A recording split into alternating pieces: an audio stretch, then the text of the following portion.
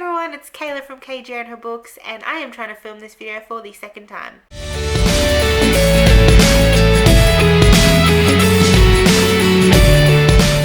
Today's video is the board game book tag, and this was actually a book tag created by another fellow booktuber, Beautiful Bookworm, and I will link her channel and her video down below. But she tagged me to do this book tag, so I'm gonna do it because it looks like fun and I like board games, so why not? This book tag has a bunch of different questions that are board games, and the particular question that is associated with this board game you have to answer with whichever book is appropriate that you pick for that question. Just how a normal book tag works, but with board games.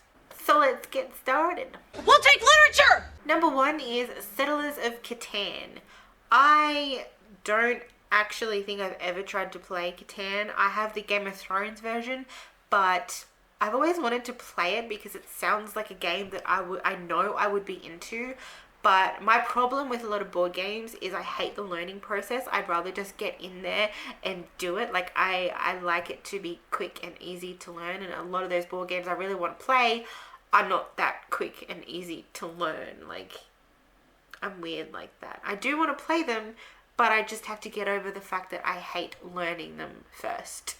This first question is a book that got you into a new genre. For this one, I've gone with the first book in the Starbound trilogy by Amy Kaufman and Megan Spooner, and that is These Broken Stars. I love this series so far. I still haven't read the third book, but I really need to. I need to finish this series because I love it so much. This book is just amazing. I loved it so much, and it was probably the first young adult sci-fi book that I ever actually got super into, because I'm not the biggest fan of sci-fi. I never really have been.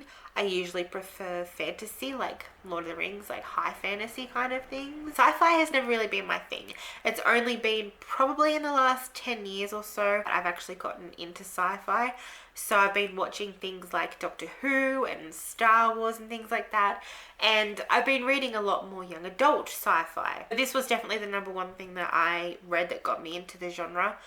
And after that would have been like Alienated and the Illuminae Files and all that. It's obviously not as like in-depth as a proper like adult sci-fi story would be, but it's still sci-fi, it's still set in space, it's still futuristic, and like I said, normally I'm not a fan, but this particular series has gotten me into it, and I'm not complaining because I love this book. And I remember the first time I read this book and I cried and I couldn't go to sleep. I was just lost after I finished this book. Hence why I've been putting off finishing the series. Yes, this particular book is kind of like Titanic in a way.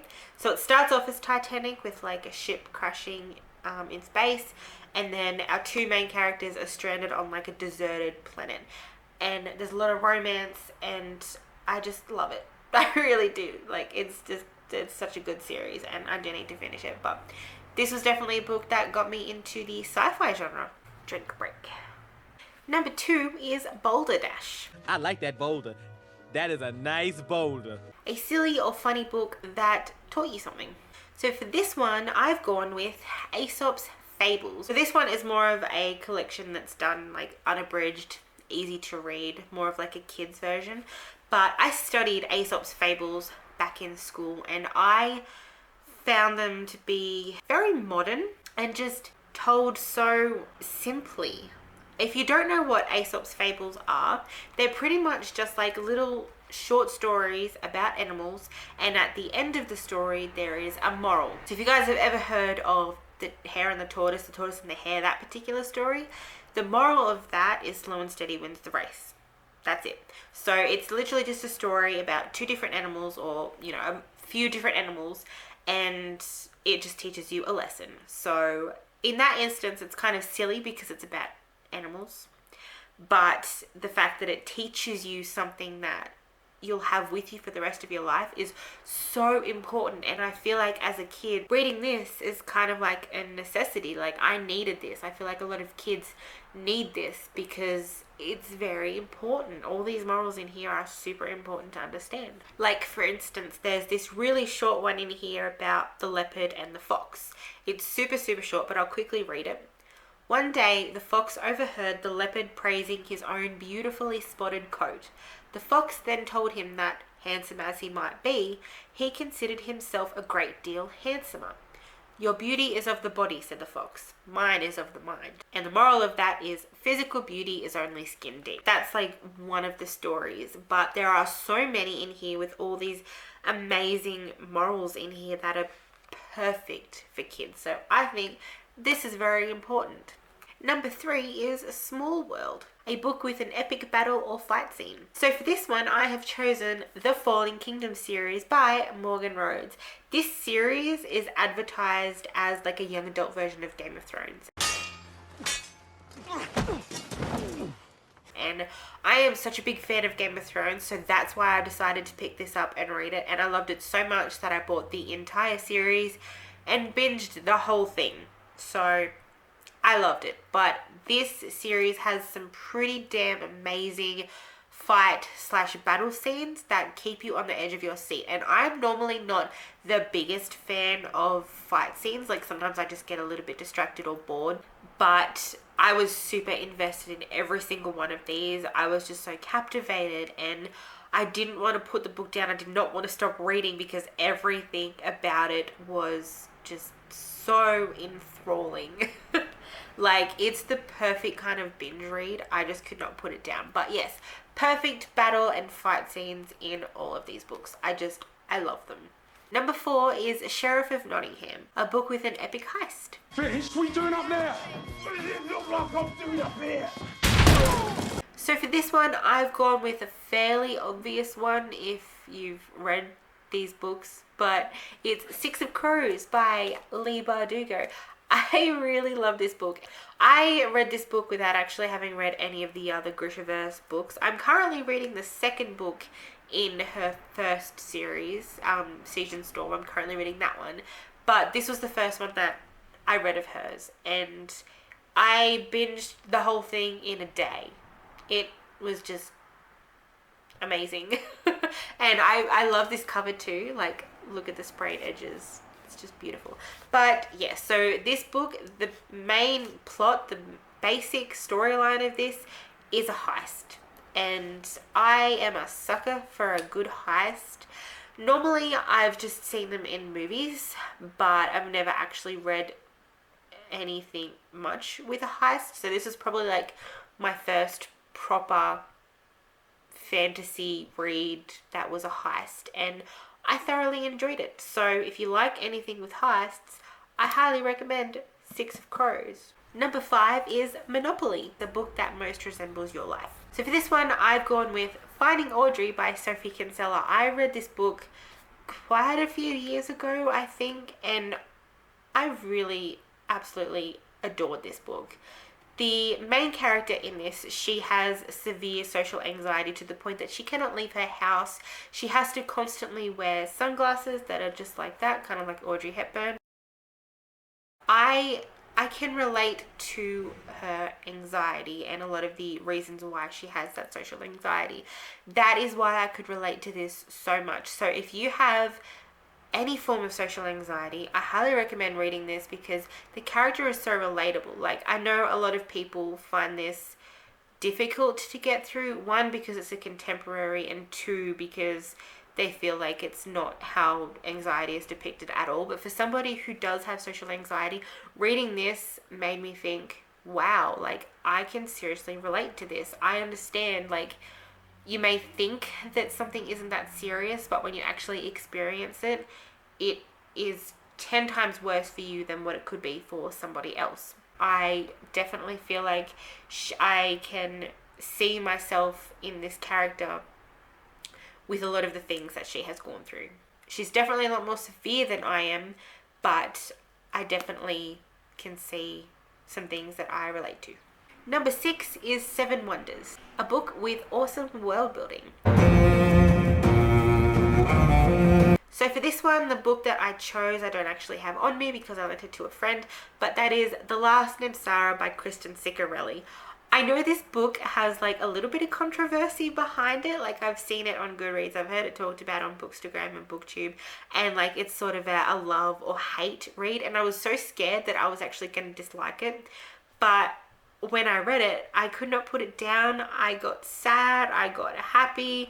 It was just really beautiful, and I have the other two books in this series to read, which are not like a continuation. They're sort of like a separate story, but the world building in The Last Nimsara is so well done in my opinion. Like the fact that she has like a full-on history that has been created, and throughout this book there's snippets of this history and stories from this history that come up in each chapter, like between each chapter or throughout the story.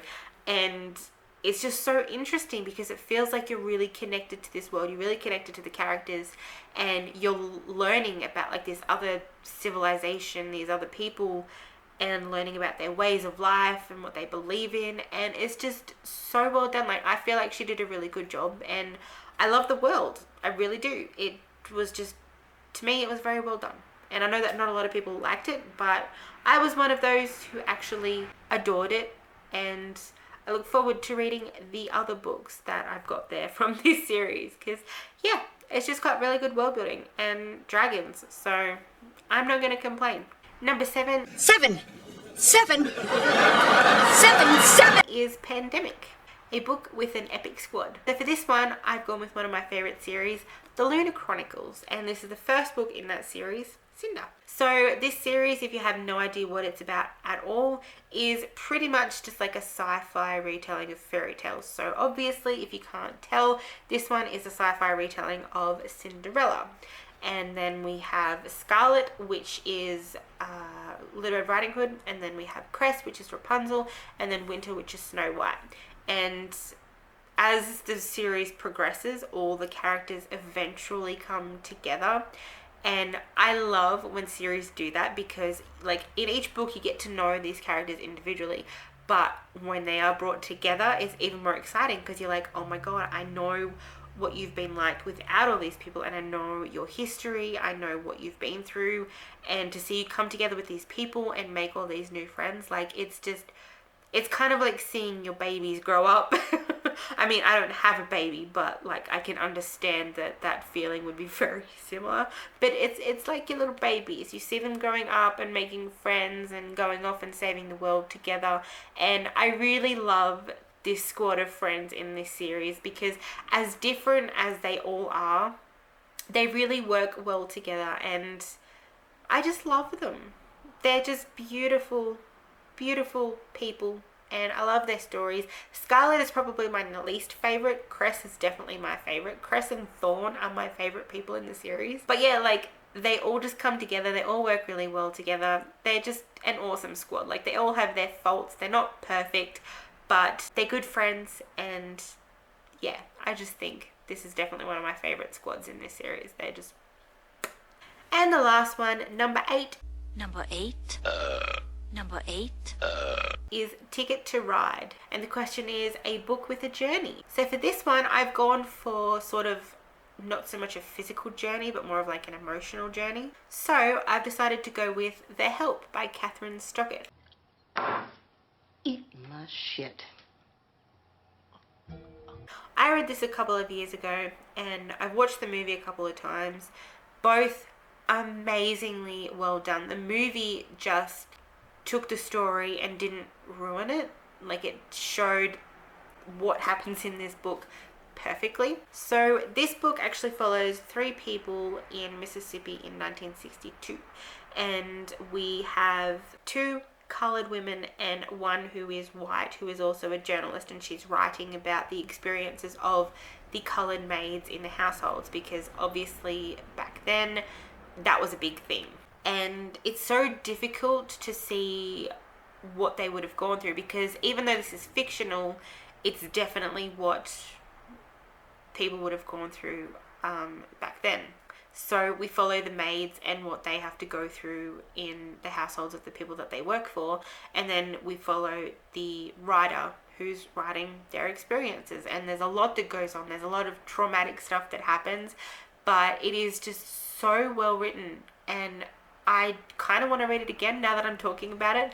But it's definitely a book that I would say took me on a big emotional roller coaster. And I definitely think if you have not read this yet, and you're a kind of a fan of historical fiction like I am, definitely give this a go. It is honestly at the top of my top 10 favorite books of all time, because it's just so well done. It really is. So yes, definitely a book that took me on an emotional journey. And now for the tagging, I'll be tagging 12 Months of April, Introverted Reader, Cull Through the Pages, and Books and Chocoholic. Once again, thank you, beautiful bookworm, for tagging me in this video and for creating such an awesome tag. And I hope you guys enjoyed this video as well. I'd love to see your videos if you happen to do this particular one. Even if you aren't tagged, feel free to do it, because it's a cool tag, especially if you like board games. So thanks for watching, everyone, and I will see you in the next video. Bye!